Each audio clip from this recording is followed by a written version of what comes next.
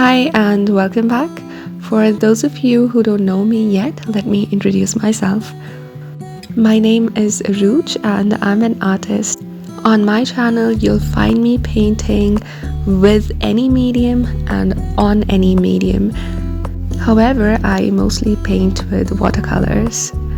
So far, I have been painting and sharing watercolor flowers, mini gouache paintings, and pen sketches. But in today's video, I am gonna paint a landscape. I think this is probably gonna be the first landscape video that I'm sharing here. I am using watercolor paper cold pressed, size A5, and Camlin watercolor cakes along with Brewster synthetic brushes. By the way, please excuse me for the bad quality video for the next few seconds.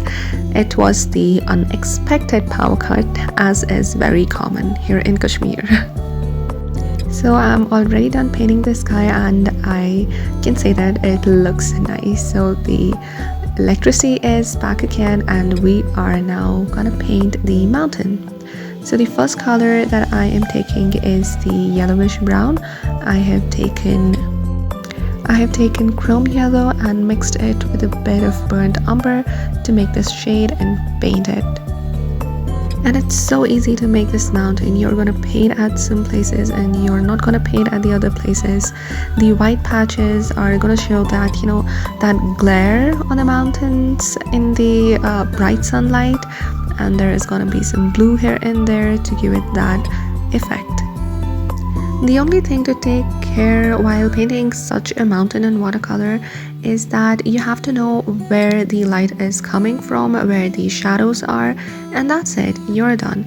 It's gonna make the entire process so easy because once you know that, you will know where to paint brown and where to paint a cool shade like blue or cool green. So far, I have taken very small quantity of pigment onto my brush because I was just painting the first layer. I was making the base. And once this first layer is done and is dry, we will go on to paint the next layer. So we will have to use the same two colors, same two paints again. Brown and blue, the colors we had already mixed while painting the first layer. Here we are gonna take more pigment onto the brush and thus onto the paper.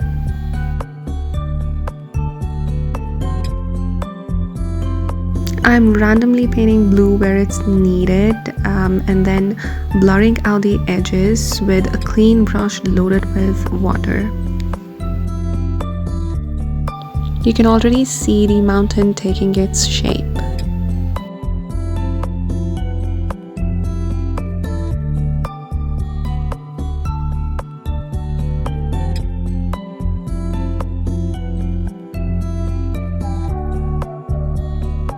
Move on to painting the trees once the mountains are semi-dry. To make the different layers of trees distinct from one another, make sure to paint in layers. The first layer, like I'm painting here, is gonna be very light and very blurry. So I'm adding it on both the sides. This was the first layer and it shows the trees that are very far away, so it's the farthest layer of the trees. Once this layer is dry, we will go on to add next layer of the trees that would be more closer to the eye. I'm painting the first layer for the meadows while waiting for the first layer of trees to dry.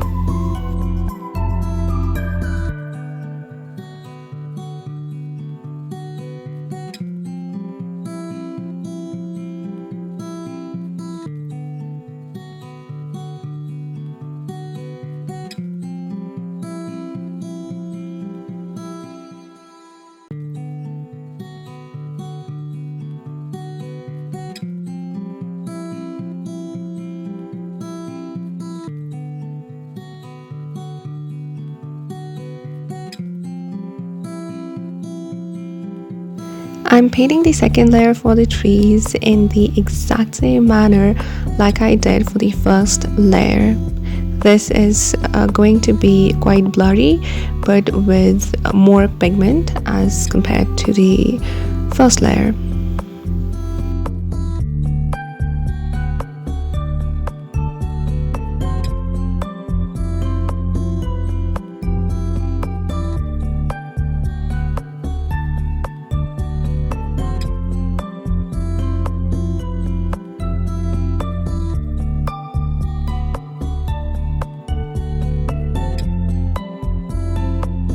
It's all a repetition here. I'm painting the second layer of the meadows while waiting for the trees to dry.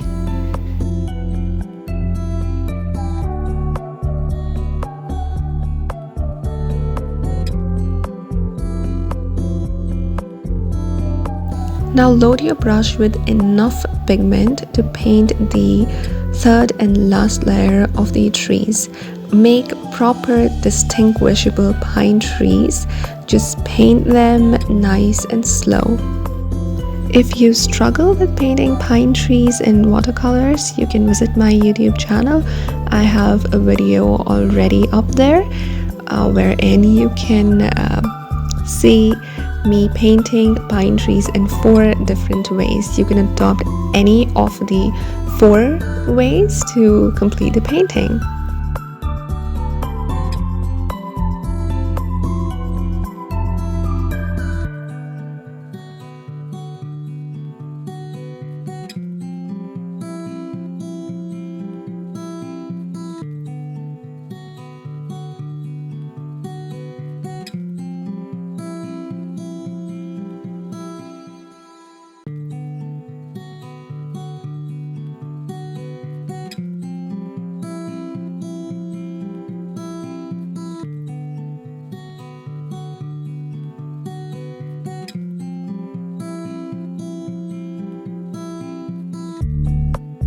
For the area that is right there at the front, I am wetting the paper with clean water, taking the pigment and just painting it all randomly.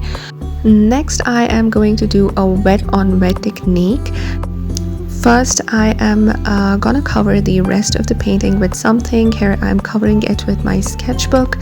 Then I'm taking a clean brush loaded with clear water and sprinkling this water onto this, wet green area. You can see the blooms are forming and it's giving it a kind of flowery look, that blurry flowery look, and this is what I wanted.